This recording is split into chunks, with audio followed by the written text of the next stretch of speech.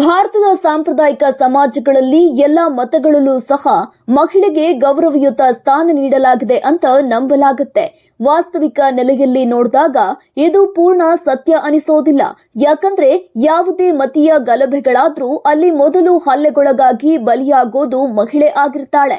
ಮತಾಂತರ ದಾಳಿಗಳನ್ನ ನಿರ್ದೇಶಿಸುವ ಸಂಘಟನೆಗಳು, ಗುಂಪುಗಳು ಸಂಪೂರ್ಣವಾಗಿ ಪುರುಷಾಧಿಪತ್ಯಕ್ಕೆ ಒಳಪಟ್ಟಿರೋದ್ರೊಂದಿಗೆ ಅನ್ಯ ಮತದ ಸಾಮಾನ್ಯ ಜನರ ಮೇಲೆ ದಾಳಿ ನಡೆಸುವಾಗ ನಾಲ್ಕು ಗೋಡೆಗಳ ನಡುವೆ ಇರುವ ಮಹಿಳೆಯರೇ ಮೊದಲ ಗುರಿಯಾಗ್ತಾರೆ. ಇದೇ ಮಾದರಿಯನ್ನ ವಿವಿಧ ದೇಶಗಳ ನಡುವೆ ನಡೆಯುವ ಯುದ್ಧಗಳಲ್ಲಿ, ಆಂತರಿಕ ನಾಗರಿಕ ಕಲಹಗಳಲ್ಲಿ ಗುರುತಿಸಬಹುದು.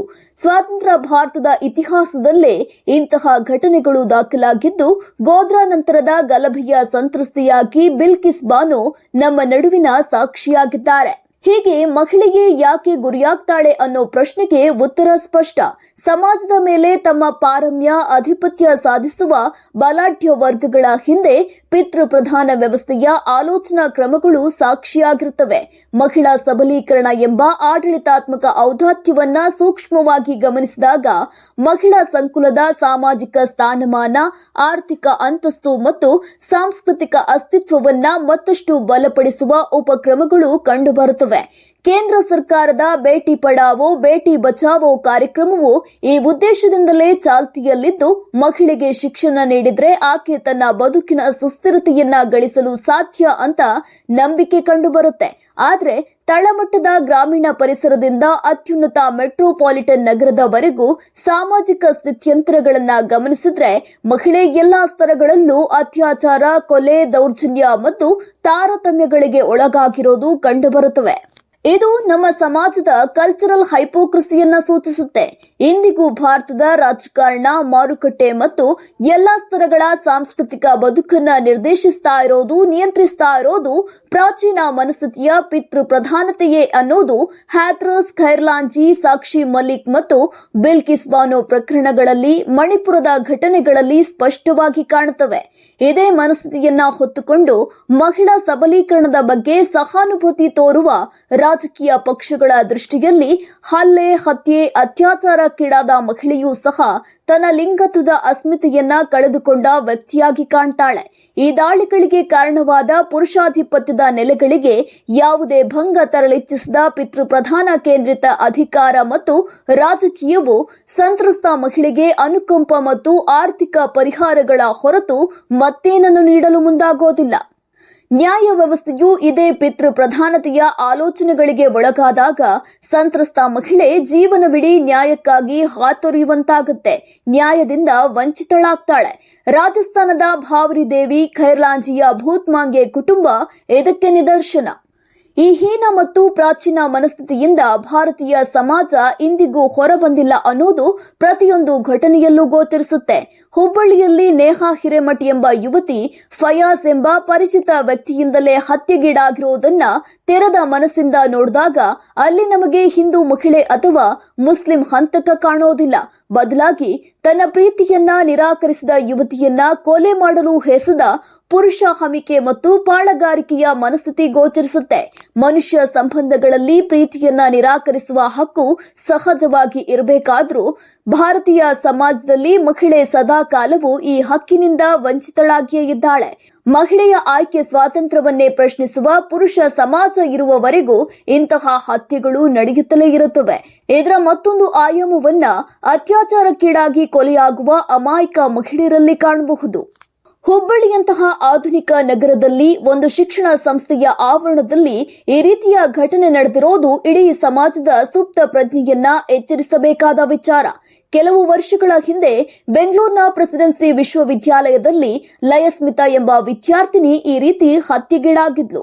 ಪವನ್ ಕಲ್ಯಾಣ್ ಎಂಬ ಯುವಕ ಆಕೆಯನ್ನ ಕಾಲೇಜಿನ ಆವರಣದಲ್ಲೇ ಇರಿದು ಹತ್ಯೆ ಮಾಡಿದ್ದ. ಇದೇ ವರ್ಷ ಮಾರ್ಚ್ ತಿಂಗಳಲ್ಲಿ ತುಮಕೂರಿನಲ್ಲಿ ಸುಟ್ಟು ಕರಕಲಾದ ಯುವತಿಯ ದೇಹ ಸಿಕ್ಕಿತ್ತು. ರುಕ್ಸಾನಾ ಹೆಸರಿನ ಆ ಯುವತಿಯನ್ನ ಪ್ರೀತಿಸಿ ಮದುವೆಯೂ ಆಗದೆ ಆಕೆ ಮಗುವಿನ ತಾಯಿಯಾದ ನಂತರದಲ್ಲಿ ಆಕೆಯನ್ನ ಕೊಂದು ಸುಟ್ಟು ಹಾಕಿದ ಘಟನೆಯ ಆರೋಪಿಯ ಹೆಸರು ಪ್ರದೀಪ್. ಒಂದು ದಶಕದ ಹಿಂದೆ ಸೌಜನ್ಯ ಎಂಬ ಯುವತಿ ಧರ್ಮಸ್ಥಳದ ಬಳಿ ಇದೇ ರೀತಿ ಅತ್ಯಾಚಾರಕ್ಕೀಡಾಗಿ ಹತ್ಯೆಯಾಗಿದ್ಲು. ಇಂದಿಗೂ ಸಹ ಸೌಜನ್ಯಾಳಿಗೆ ನ್ಯಾಯ ದೊರೆತಿಲ್ಲ. ಆಕೆಯ ನೊಂದ ಕುಟುಂಬಕ್ಕೆ ಸೂಕ್ತ ಪರಿಹಾರವೂ ಸಿಕ್ಕಿಲ್ಲ. ಇದ್ಯಾಕೆ ಹೀಗೆ ಆಗ್ತಿದೆ ಅನ್ನೋ ಪ್ರಶ್ನೆಗೆ ಅಧಿಕೃತ ದತ್ತಾಂಶಗಳೇ ಉತ್ತರ ನೀಡುತ್ತವೆ. ರಾಷ್ಟ್ರೀಯ ಅಪರಾಧ ದಾಖಲೆಗಳ ಬ್ಯೂರೋ ಮಾಹಿತಿ ಅನುಸಾರ ಭಾರತದಲ್ಲಿ ಮಹಿಳೆಯರ ಮೇಲಿನ ದೌರ್ಜನ್ಯ ಪ್ರಕರಣಗಳು 2011ರಲ್ಲಿ 2,28,650ರಷ್ಟು ದಾಖಲಾಗಿತ್ತು.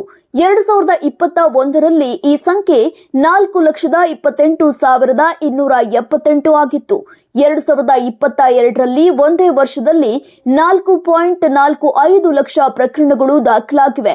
ಅಂದ್ರೆ ಪ್ರತಿ 51 ನಿಮಿಷಕ್ಕೊಬ್ಬ ಮಹಿಳೆ ಅತ್ಯಾಚಾರ, ಹತ್ಯೆ ಅಥವಾ ದೌರ್ಜನ್ಯಕ್ಕೀಡಾಗುತ್ತಿದ್ದಾಳೆ. 2018ರಿಂದ 2022ರ ನಡುವೆ ಕರ್ನಾಟಕದಲ್ಲೇ 6,160 ಪೋಕ್ಸೋ ಮೊಕದ್ದಮೆಗಳು ದಾಖಲಾಗಿವೆ. ಅಂದ್ರೆ ಅಷ್ಟು ಅಪ್ರಾಪ್ತ ಬಾಲಕಿಯರು ಲೈಂಗಿಕ ದೌರ್ಜನ್ಯಕ್ಕೊಳಗಾಗಿದ್ದಾರೆ. ನಿರ್ಭಯ ಪ್ರಕರಣದ ಅನಂತರ ಕಾನೂನಾತ್ಮಕವಾಗಿ ಕಠಿಣ ಕಾಯ್ದೆಗಳು ಜಾರಿಯಾಗಿದ್ರೂ ಸಹ ಇಂದಿಗೂ ಸಂತ್ರಸ್ತ ಮಹಿಳೆಯರು ನ್ಯಾಯ ವಂಚಿತರಾಗಿಯೇ ಇರೋದನ್ನ ಗಮನಿಸಬೇಕಿದೆ. ಆದ್ರೂ ಈ ಅಪರಾಧಗಳು ನಮ್ಮ ಸಾರ್ವಜನಿಕ ಪ್ರಜ್ಞೆಗೆ ಭಂಗ ತಂದಿಲ್ಲ. ಅತ್ಯಾಚಾರ, ಕೊಲೆ ಅಪರಾಧಿಗಳನ್ನ ಸನ್ಮಾನಿಸುವ ಸಮಾಜದಲ್ಲಿ ಈ ಅನ್ಯಾಯಗಳು ಹೇಗೆ ತಾನೇ ಸಂಚಲನ ಮೂಡಿಸಲು ಸಾಧ್ಯ? ಇದೇ ಪ್ರಶ್ನೆಯನ್ನ ಹುಬ್ಬಳ್ಳಿಯ ಘಟನೆಯ ಹಿನ್ನೆಲೆಯಲ್ಲೂ ಎತ್ತಬಹುದು. ವ್ಯಕ್ತಿಗತ ನೆಲೆಯಲ್ಲಿ ನಡೆಯುವ ಅಪರಾಧಗಳನ್ನ ಸಾರ್ವತ್ರೀಕರಿಸಿ ಸಾರ್ವಜನಿಕ ಸ್ವರೂಪ ನೀಡೋದು, ತದನಂತರ ಅದನ್ನ ರಾಜಕೀಯ ಅಸ್ತ್ರವಾಗಿ ಬಳಸಿಕೊಳ್ಳುವ ಒಂದು ಅನಿಷ್ಟ ಮನಸ್ಥಿತಿಯನ್ನ ನೇಹಾ ಕೊಲೆ ಪ್ರಕರಣದಲ್ಲೂ ಕಾಣ್ತಾ ಇದ್ದೇವೆ. ಘಟನೆ ಬಗ್ಗೆ ಸಂತಾಪ, ನೊಂದ ಕುಟುಂಬದವರಿಗೆ ಸಾಂತ್ವನ, ಅನುಕಂಪ ವ್ಯಕ್ತಪಡಿಸುವುದಕ್ಕಿಂತಲೂ ಹೆಚ್ಚಾಗಿ ಈ ಘಟನೆಯಲ್ಲಿ ಆರೋಪಿ ಮತ್ತು ಸಂತ್ರಸ್ತೆಯ ಜಾತಿ, ಮತ, ಧರ್ಮದ ಅಸ್ಮಿತೆಗಳನ್ನು ಗುರುತಿಸುವ ಮೂಲಕ ಇಂತಹ ಹೃದಯ ವಿದ್ರಾವಕ ಘಟನೆಯನ್ನು ಸಹ ರಾಜಕೀಯಗೊಳಿಸುವ ಪ್ರಸಂಗವನ್ನ ಹುಬ್ಬಳ್ಳಿಯಲ್ಲಿ ಕಾಣುತ್ತಿದ್ದೇವೆ. ಸೌಜನ್ಯ ಪ್ರಕರಣದಲ್ಲಿ ಈವರೆಗೂ ಸೊಲ್ಲೆತ್ತದ ಧ್ವನಿಗಳೆಲ್ಲವೂ ಈಗ ಮಹಿಳಾ ಪರ ಧ್ವನಿಗಳಾಗಿ ಮೊಳಗ್ತಾ ಇರೋದನ್ನ ಗಮನಿಸಿದಾಗ ಒಂದಂಶ ಸ್ಪಷ್ಟವಾಗುತ್ತೆ.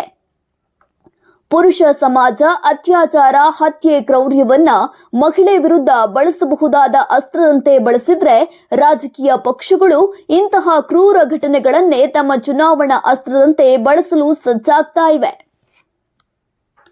ವಿಶಾಲ ಸಮಾಜದಲ್ಲಿ ಯುವ ಸಮೂಹವು ವೆಪನೈಸ್ ಆಗುತ್ತಿರುವ ವಿದ್ಯಮಾನವನ್ನ ನಾಗರಿಕ ಜಗತ್ತು ಗಂಭೀರವಾಗಿ ಪರಿಗಣಿಸಬೇಕಿದೆ. ವೆಪನೈಸೇಷನ್ಗೆ ಒಳಗಾಗುವ ಯುವ ಸಮೂಹ ಕ್ರೌರ್ಯವನ್ನ ಮೈಗೂಡಿಸಿಕೊಳ್ತದೆ, ಹಿಂಸೆಯನ್ನ ಸ್ವೀಕಾರಾರ್ಹ ಅಂತ ಭಾವಿಸುತ್ತೆ.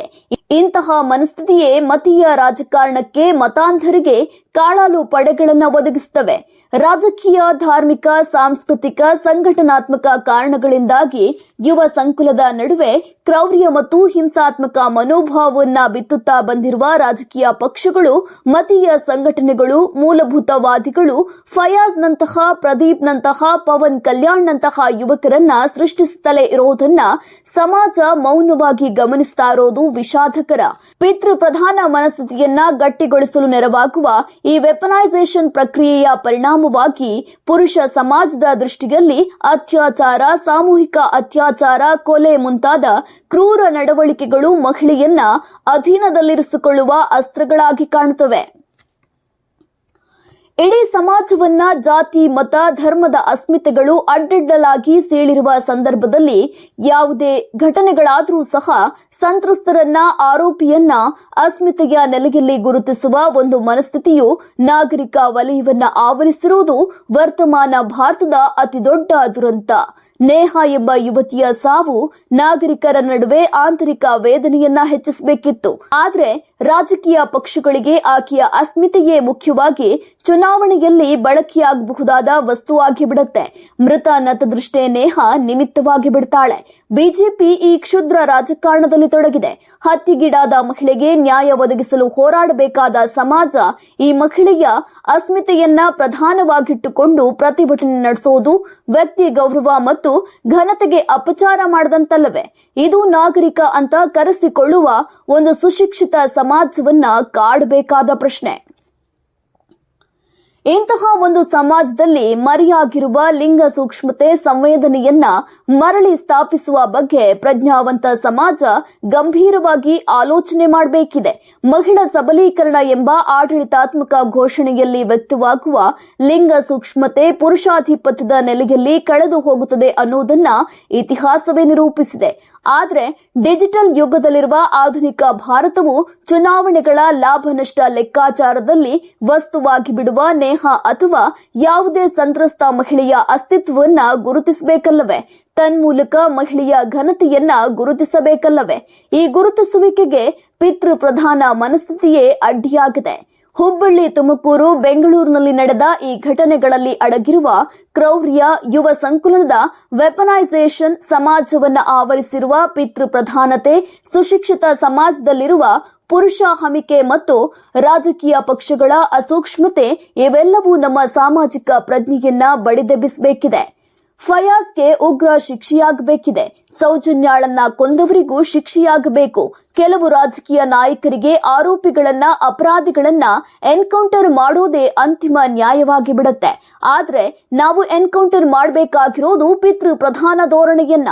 ಕೇವಲ ಕಾನೂನಾತ್ಮಕ ಶಿಕ್ಷೆ ಮಹಿಳೆಯನ್ನ ಸುರಕ್ಷಿತವಾಗಿಸೋದಿಲ್ಲ ಅಂತ ವಾಸ್ತವವನ್ನ ಅರ್ಥ ಮಾಡ್ಕೊಳ್ಬೇಕಿದೆ.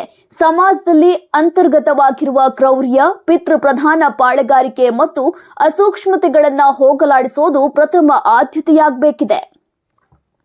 ಲಿಂಗ ಸೂಕ್ಷ್ಮತೆ ಮತ್ತು ಸಂವೇದನೆಯನ್ನ ಮಕ್ಕಳಲ್ಲಿ ಬೆಳೆಸುವ ಮೂಲಕ ಈ ಪ್ರಾಚೀನ ಮನಸ್ಥಿತಿಯನ್ನ ಹೋಗಲಾಡಿಸಲು ಸಾಧ್ಯ. ರಾಜಕೀಯ ಪಕ್ಷಗಳಿಗೆ ಇದು ಆದ್ಯತೆಯಾಗಿರೋದಿಲ್ಲ, ಆದರೆ ನಾಗರಿಕ ಸಮಾಜಕ್ಕೆ ಇದು ಮುಖ್ಯವಾಗಬೇಕಿದೆ. ಅಸ್ಮಿತೆಗಳ ಸುತ್ತಲಿನ ಕ್ಷುದ್ರ ರಾಜಕೀಯ ಪ್ರಜ್ಞೆಯಿಂದ ಹೊರಬಂದು ಯುವ ಸಮೂಹ ಈ ನಿಟ್ಟಿನಲ್ಲಿ ಕ್ರಿಯಾಶೀಲವಾಗಬೇಕಿದೆ. ಇದು ವರ್ತಮಾನದ ತುರ್ತು. ಹೆಚ್ಚಿನ ವಿಡಿಯೋಗಳಿಗೆ ಪ್ರತಿಧ್ವನಿ ಯೂಟ್ಯೂಬ್ ಚಾನೆಲ್ ಸಬ್ಸ್ಕ್ರೈಬ್ ಮಾಡಿ, ಬೆಲ್ ಐಕಾನ್ ಕ್ಲಿಕ್ ಮಾಡಿ.